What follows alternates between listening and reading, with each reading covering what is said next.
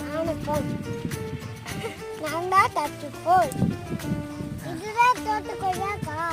வணக்கம். சித்தப்பா. என் பேர் தட்டுதா. தோட்டு கொய்யாக்கா. நல்லா இருக்குது. தோட்டில் இருக்கிறது அதை மாதிரி காய் கட்டா திம்போம். நைட்டு போகும்போது மதியத்துக்கு போகும்போது திங்கலாம். இந்த வீட்டுக்கு போலாத்து வா. அம்மா இடம் கிளம்பி இருக்கும். வாத்துவா எங்கிட்டு நிறையா கொய்யாக்காவுக்கு பழத்து இருக்கல்ல. காய் மத்த காயில எந்தது மத்த காய்ஞ்சிட்டு இலைய வந்து தின்னு விட்டு இருந்தது.